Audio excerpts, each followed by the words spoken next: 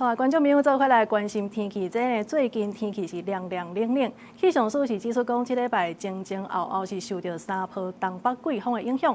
拜一到拜二呢是凉冷的，若拜三呢有小可热一下，等到拜四开始又搁反寒。若拜六礼拜呢，这温度是会搁降低，提醒大家呢早暗温差是真大。这个拜六礼拜各地有可能是无到20度的，这是这礼拜上介寒的时阵。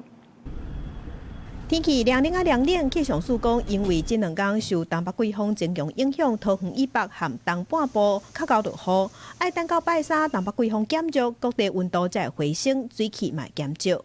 尤其是在基隆北海岸、大台北的山区，还有宜兰地区呢，可能降雨的时间会比较长，雨区也会稍微比较广一点哦。新竹地区呢，也会有一些零星飘雨的机会。 不过，我们可以从图中看到，颜色比较偏向是红色系、绿色系、黄色系呢，这样的情形是比较明显。拜三、拜四天气小可转好，也毋过真紧。拜四了后，阁有受到东北季风影响，大台北地区和东半部会落雨。要提醒乡亲的是，刷落来拜六礼拜受东北季风甲冷空气影响，气象署讲温度下降会真明显，各地温度伫20度以下，会当讲是目前入冬上强的冷空气。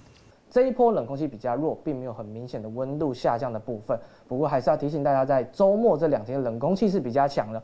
我们可以看到，尤其在礼拜天之后呢，整个高温的还有低温都有明显的下降哦。各地到礼拜天之后呢，整天的温度都是小于20度以下的哦，也代表说这波冷空气可能是目前以来是比较明显的冷空气。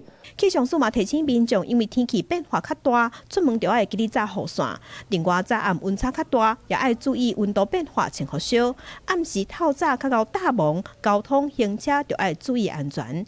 记者陈心东、谢桂林台北报道。